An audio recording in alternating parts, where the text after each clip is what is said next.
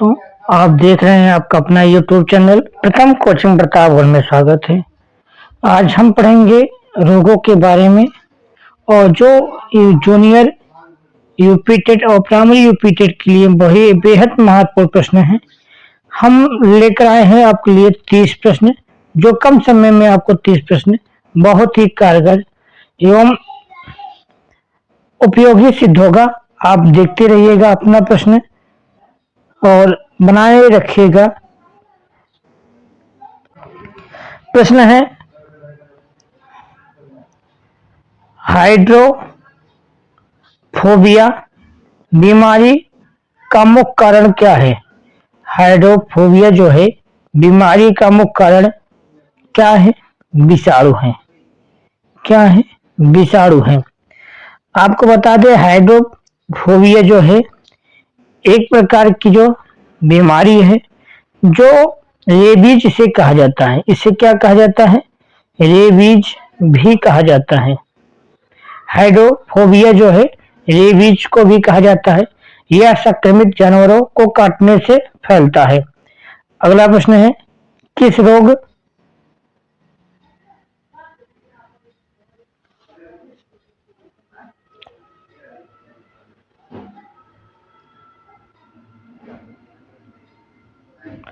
किस रोग में मस्तिष्क और मस्तिष्क की झिल्ली में सूजन आ जाता है? किस रोग में आ जाता है? तो आता है आपका मेनिंजाइटिस। मेनिंजाइटिस रोग में मस्तिष्क और मस्तिष्क में झिल्ली में सूजन आ जाता है। अगला प्रश्न है, दिया है, नवजात शिशुओं में अतिसार का मुख्य कारक कौन सा वायरस है? तो अतिसार का जो मुख्य कारक है वो है रोटा वायरस। क्या है?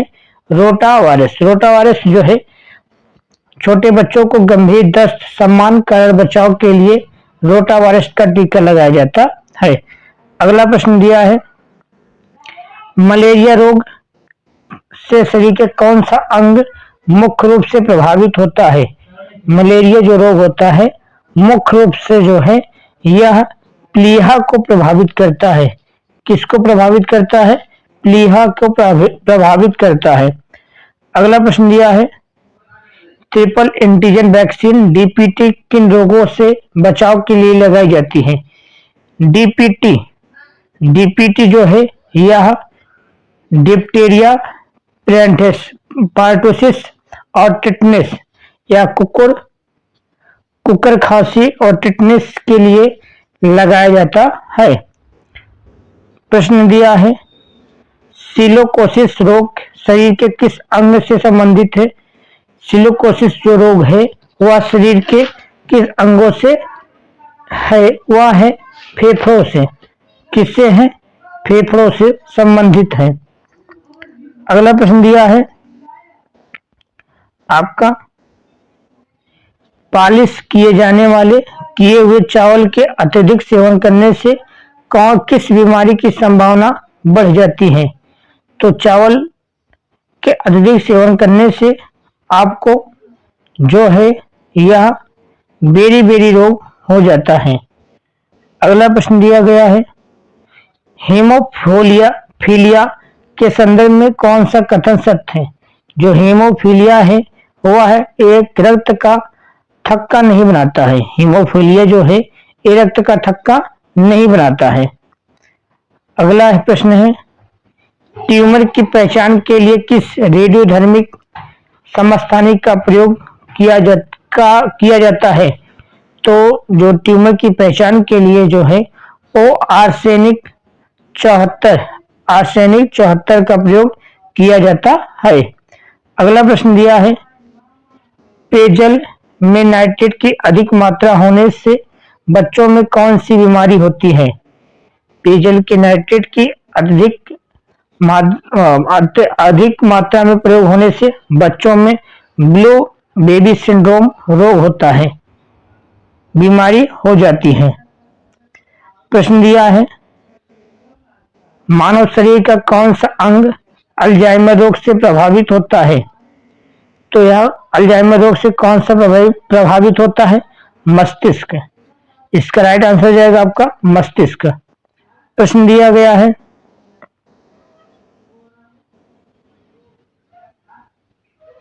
मस्तिष्क की बीमारी पहचानने के लिए कौन सा परीक्षण किया जाता है? मस्तिष्क की बीमारी के लिए कौन सा परीक्षण किया जाता है? तो यह ECG इलेक्ट्रोएन्सेफेलोग्राफ का प्रयोग किया जाता है। अगला प्रश्न दिया गया है आपका,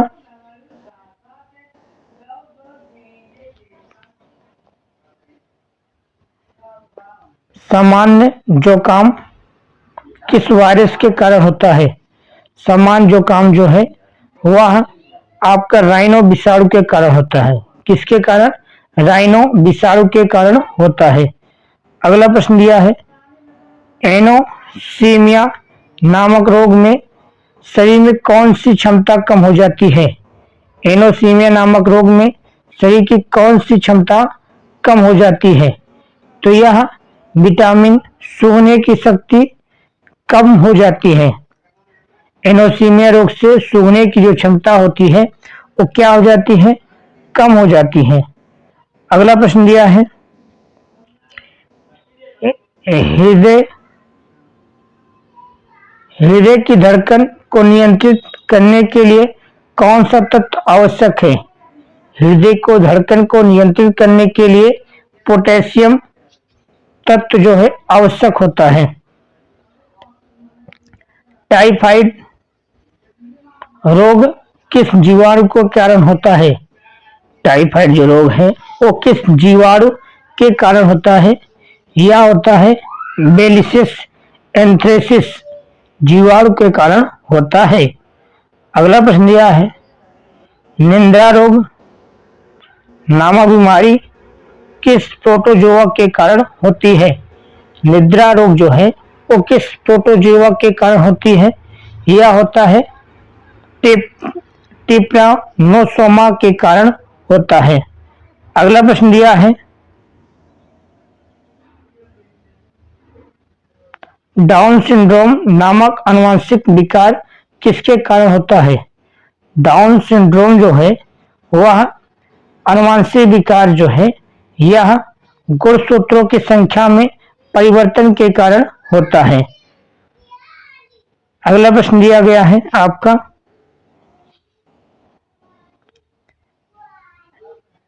एड्स की पहचान के लिए कौन सा परीक्षण किया जाता है? एड्स की जो पहचान है उसके लिए एलिसा परीक्षण किया जाता है। किसका किया जाता है? एलिसा का परीक्षण किया जाता है। अगला प्रश्न दिया है,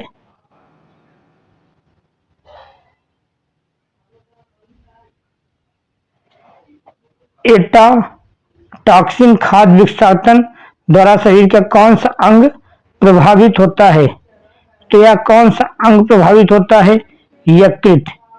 यकृत जो है खाद्य विस्थापन के लिए प्रभावित होता है।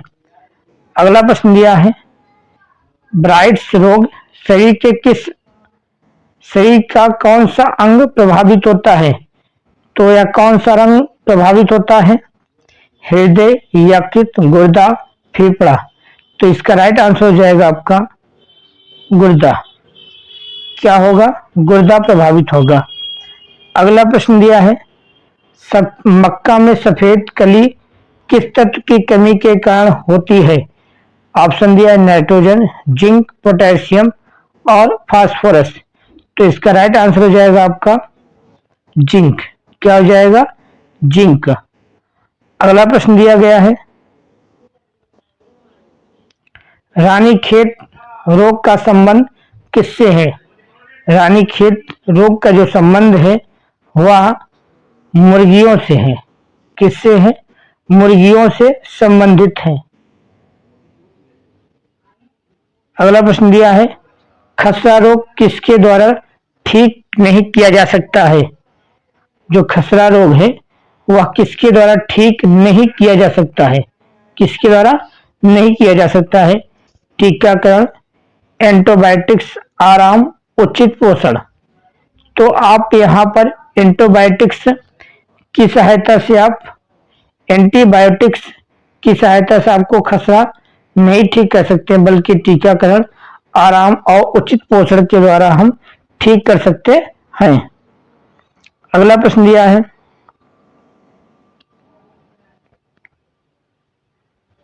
बीसीजी टीका नवजात शिशु को कब लगाया जाता है? जो बीसीजी टीका है वह जन्म के तुरंत बाद लगाया जाता है। जन्म के तुरंत बाद लगाया जाता है।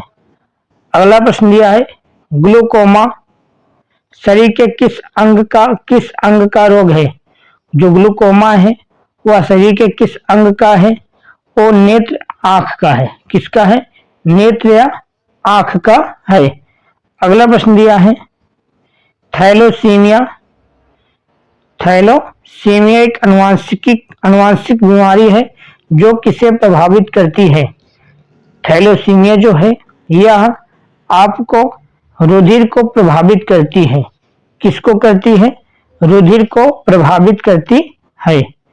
अगला प्रश्न दिया है, चेचक किस वायरस के कारण होता है? चेचक जो है वह किस कारण होता है? वेरिओला वायरस के कारण होता है। किसके कारण होता है? वेरिओला वायरस के कारण होता है। प्रश्न यह, सरसों में होने वाले प्रमुख कवक रोग कौन सा है? तो यह रोग कौन सा है? आपका आंसर हो जाएगा बी, सफेद कीट। क्या हो जाएगा? सफेद कीट। अगला प्रश्न दिया है, रक्त में पाए जाने वाला आरएच क्या है? जो रक्त में आरएच पाया जाता है वह एंटीजन प्रतिजन है। तो आज हमने 30 प्रश्न दिया। आप कमेंट करके बताइएगा 30 में से आपको कितना नंबर आपका आया है। तो यदि आपको यह वीडियो अच्छा लगा हो तो आप लाइक करिएगा, सब्सक्राइब करिएगा। Thank you.